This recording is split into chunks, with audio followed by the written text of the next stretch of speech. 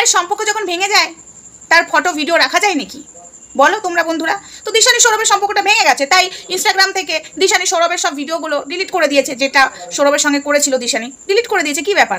তাই বলে যে প্রীতমের সাথে দিশানির প্রেম হয়েছে এটা কি করে আমি মেনে নিতে পারছি?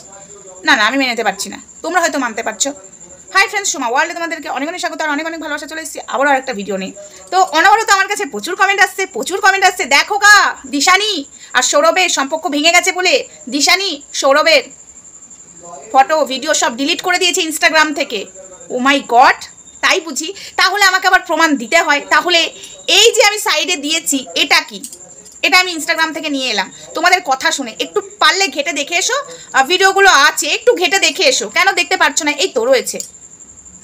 মানে তোমরা সত্যি কথা বলছি পারো মাইরি, পারো। সেলুট না, বসে বসে আবার সেলুট দিতে নেই, পারো সত্যি। ভগবান, দাদা দেয় তো বিধাতা দেয় না, বিধাতা দেয় তো দাদা দেয় না, এদের হয়েছে এই প্রবলেম। মানে দিশানি আগে গেলেও জ্বালা, পরে গেলেও জ্বালা, মাঝখানে থাকলেও জ্বালা। ও মাই গড, সত্যি কথা বলতে না মানে আমি হাসি পাচ্ছে তোমরা এই ধরনের ভিডিওগুলো করছো বলে, ভীষণ হাসি পাচ্ছে আমার, বিশ্বাস করো। আজকে তোমাদেরকে একটা কথা বলি, যদি যদি যদি যদি সৌরভের সাথে সম্পর্ক ভেঙেও যায় কোনো দিন, তাই বলে কি দিশানি প্রীতমের কাছে ছুটবে? এটা কি করে তোমাদের মনে হয়? এটা আমি বুঝতে পারছি না। আরে তোমরা আগে চোখ কান খোলা রাখো, এগুলো কি করছো? এই ধরনের কথাবার্তা কেন বলছো ভাই? হ্যাঁ, জাস্ট তো মেনে নেওয়া যাচ্ছে না।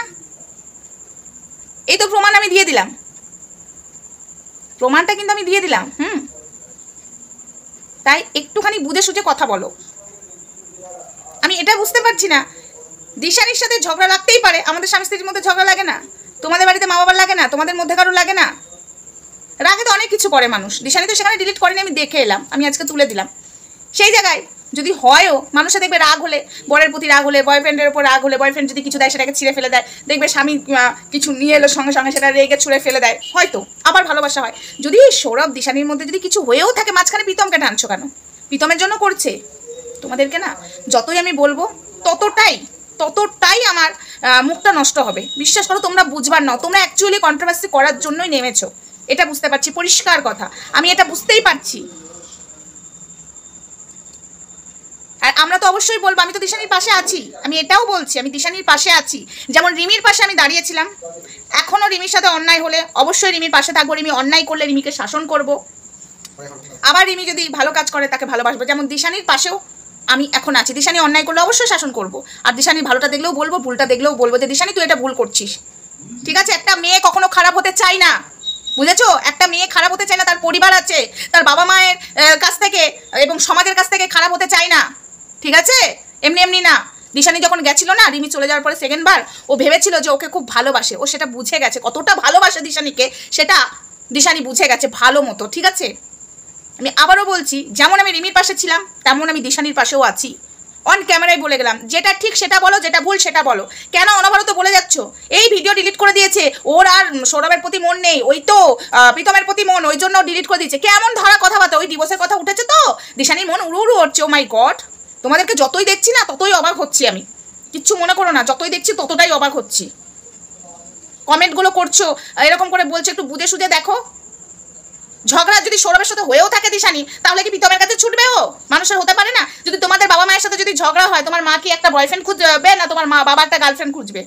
হতেই পারে, মন কষাকষি হতেই পারে, হতে পারে না? তাই বলে প্রীতমকেই ঢুকাচ্ছ কেন? না প্রীতম কোনো ভিডিওতে বলেছে, না দিশানি কোনো ভিডিওতে বলেছে? মানে যা খুশি পারলেই শুরু করে দিতে পারো না তোমরা? প্রীতম তো প্রীতমের মতো আছে, দিশানি তো দিশানির মতো আছে, হয়তো হতেও পারে ঝগড়া, তো কি হয়েছে? মন কষাকষি হতেও পারে। আমাদের মন খারাপ থাকলে আমরা বলি না যে আজ মনটা ভালো নেই, তাই বলে অন্য কারোর সাথে জড়িয়ে দেবে তোমরা? এই যে যেমন দুঃখের গান করি ইনস্টাগ্রামে, দুঃখের গান দুঃখের মতো করে মুখটা করি, আবার হাসির গান হাসির মতো মুখটা করি। তাহলে দুঃখের গানটা যখন করি তাহলে ভাববে যে এই বাবা ওর স্বামীর সাথে কিছু হয়েছে তাই দুঃখের গান করছে। একটা দেখবে ভালোবাসার গান, ঠিক আছে, যদি করি বাবা সোমা তাহলে কাউকে প্রেম করছে ওই জন্য ভালোবাসার গান করছে। মানে কি ভাই তোমরা, এগুলো মানা যায় বন্ধুরা? আমি কোথাও ভুল বলেছি? এটা এখন মানে চলছে, সৌরভের সঙ্গে সব ভিডিও ডিলিট করে দিয়েছে, এখন দিশানির মন প্রীতমের প্রতি, এটা মেনে নেওয়া যায় না, বুঝেছো? এদের বক্তব্য এটা, সেটা বুঝতে পারছি ভালো মতো।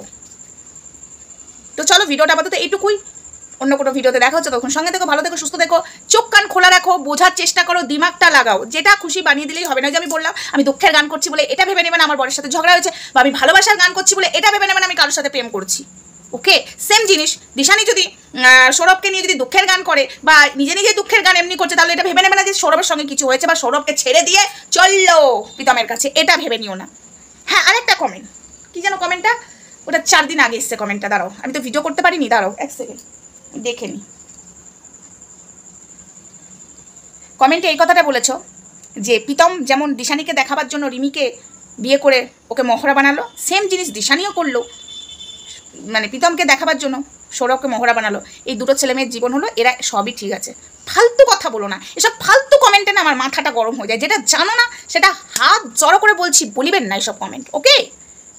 ও মাই গড, আগে দেখো, আগে কি হচ্ছে সেটা দেখো, তারপর না বলবে। উল্টো পাল্টা সব করতে থাকো, সত্যি কিছু বলার নেই। ও মাই গড, চলো টাটা।